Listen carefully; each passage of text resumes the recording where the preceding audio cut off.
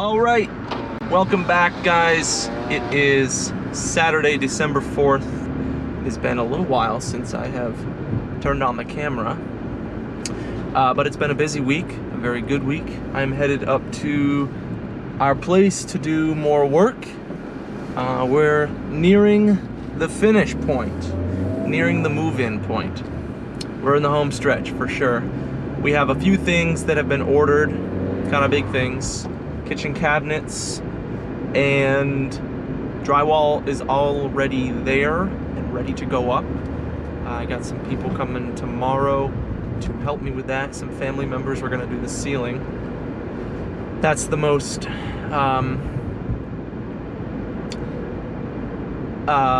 intense part, I guess, just because it requires a lot of hands to hold up these 55 or 57 pound sheets. They're 8x4 sheets of drywall. Some electrical work is all finished, and the other big thing is that I did the final walkthrough with our tenant, old tenant, and he has moved on. He got a new place, and he did exactly what we asked him to do, which I'm very pleased with, because being the first time landlord, you have these fears that things might not work out so smoothly. And fortunately for us, we played our cards right and delivered proper notices, and obviously gave him more than the required time to move out and make new accommodations. But anyways, he is gone, and we are free to begin work on that upstairs apartment, which I'm super excited to begin doing, but we will delay that until at least we are moved into our place downstairs. So that is what brings you up to speed. Meg is doing great. For those of you who are new to the channel, we are new owners of a duplex and first-time landlords, just beginning our real estate investing journey, and excited to kind of pave the future. We have some ideas about who we will rent to, who our ideal tenant will be, and I'm excited because the more research I do on this specific niche of tenants, the more I feel like we're making the right choice in doing this. And I will make a future video on exactly which type of tenant we will be renting to, as well as videos on the property itself. So that is what brings you up to speed. I think I mentioned everything I wanted to mention there, but today, while I have a few minutes in the car here, I want to talk about profession, passion, and mixing the two. Specifically, mixing the two. So, it is common, I think, at least it was when I was a teenager, to hear people say that you should pursue your passion. Pursue your passion. I think that's a pretty common phrase. We're all used to hearing somebody say that at some point. And as I grew up a bit, I developed a couple different passions that I still actively engage in. You guys know this channel started with me doing handstands, and I still do handstands every day. I love the practice. So, as an example, I attempted to make my passion for handstands into my full-time profession.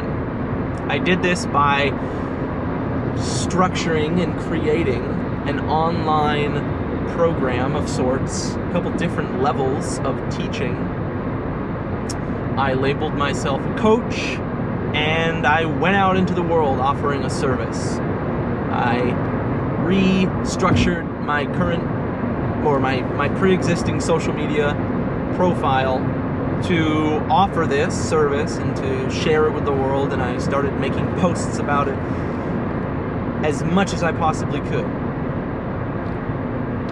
Time passes, I did have some interest, and I shared what I loved to do, my passion for handstands. I shared myself practicing, I shared little tips and tidbits of things that I had learned along the way. I shared my story, my origin story. For those of you in the online world, that may be familiar. Thinking and talking about your origin story is something I read on and on and on about. So I even went as far as to hire several different business coaches that would help me structure my online business to be profitable, to be sustainable, and to be what I wanted it to be, my dream. My dream was that I wanted to make money online from home, doing my passion, sharing my passion, and ultimately I didn't make it happen. And there are a few key reasons for this. I'll share them in descending order, from least to greatest, most important. So the least important part of why this didn't work was that I didn't want to do the hard work, and I discovered this along the way. Somewhere in the process of building an online business, I realized that I had no idea what an online business might be comprised of, and ultimately I didn't like what I was learning or discovering about how it was that I had to run the business, or how it was that I would need to do this work, what it actually meant to teach online. The second thing, or the next least important, is that I was not, in the world of the internet, actually as advanced as I imagined myself to be. I was advanced in my small little group of people, the few people who I knew growing up, basically, who were interested in physical fitness, and ultimately I was the only one who could do a handstand, which led me to believe that I was more unique in that sense than I actually was in the big picture. But online, on Instagram, on YouTube, and in the grand scheme, the big picture, I wasn't very special, and I was met with a harsh reality, basically, that there were people out there who were far more skilled than I was in handstands. And, you know, they were already capturing some of the available audience just by way of being at such an incredible level. And on that same token, I would never be able to compete with these people in the way that I imagined I needed to, because I didn't have a background in circus. I didn't have a teacher dedicated to me. I didn't have the resources. I was self-taught, and so I appealed to an even smaller portion of that niche. The self-taught, the grinders, the people who just not interested in doing anything special except learning from someone who had taught themselves. I still had an audience, and I recognized that, but I was not as great as I had imagined myself to be. The most important piece, and ultimately the nail in the coffin, I guess, is that I burned out. After months of doing this, after a year of working online, posting daily, sharing, I realized that I no longer loved handstands. And I was faced with a very challenging choice. Do I continue to do what I'm doing? And at the time, I felt like if I did that, I would be lying to my clients, the people who looked up to me for instruction and guidance and trusting their time with me, their work. Or do I reinvent? Do I decide to leave this where it is and move on to something else, another variation of this that felt more true to me? And ultimately, I chose the second thing. I chose to change what I was doing. And so, gradually, I let people know what my plan was. My clients, everybody was very understanding. I decided that I loved handstands, and I didn't want to hate practicing. So I needed to make a change. It was a necessity. If I was to be happy. And I did. I stopped actively teaching. I stopped the demand that teaching put on me. At least for a short while. And I felt better almost immediately. I felt a huge pressure was lifted off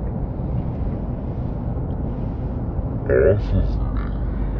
One that ultimately I had created for myself. And I did at times feel like I had failed myself. All the while, of course, I was the one also narrating this other story, where I knew that the reality was I needed to do what I needed to do. I had to listen to myself. I needed to trust that it would be alright if I took the leap out just as I had taken the leap in. That I wasn't gonna lose everything that I had worked for. I wasn't gonna be worse in people's eyes. No one was gonna hate me. I had all of the doubts, just the way I had begun. I had all of the doubts about stopping. And I took that leap, decided that I wanted to study something else, something I had already been interested in, but not allowed myself to work on. Real estate. Real estate investing. I took the same qualities, the reasons that I had taken my passion and filtered out what was most important to me, and I decided that actually I could do, as long as I met these criteria, I could put anything at all into that space. I could study it, I could implement it, I could take action on it, and I could build something that I was happy with, that I knew from the get-go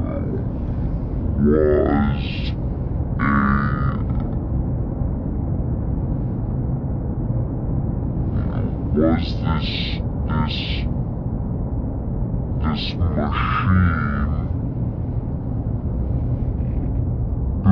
for one reason, and I did not want to interfere with my passion for handstands, my ability to move, my ability to love moving.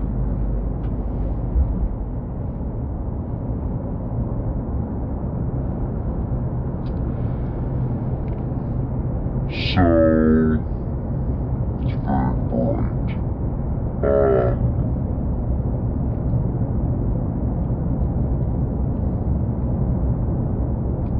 What it came down to was that I decided I wanted to pursue real estate investment. We were already looking for a home and having very poor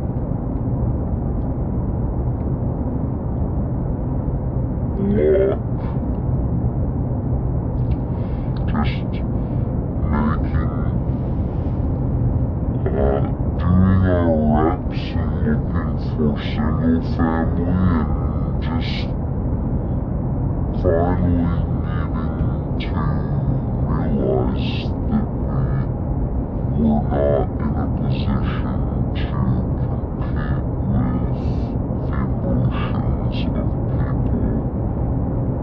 who have a lot more discretionary spending power.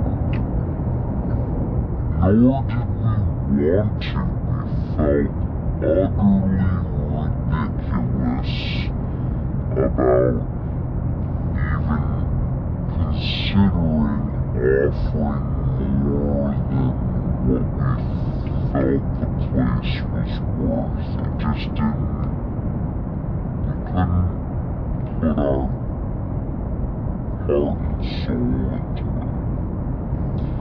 And so opening the doors to real estate investment allowed both me and Meg to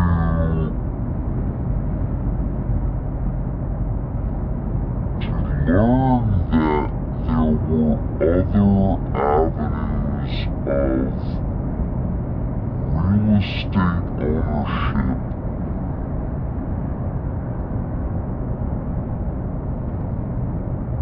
functional,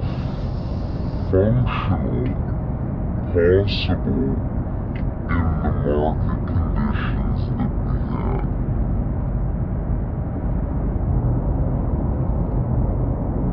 And this was all within the last year.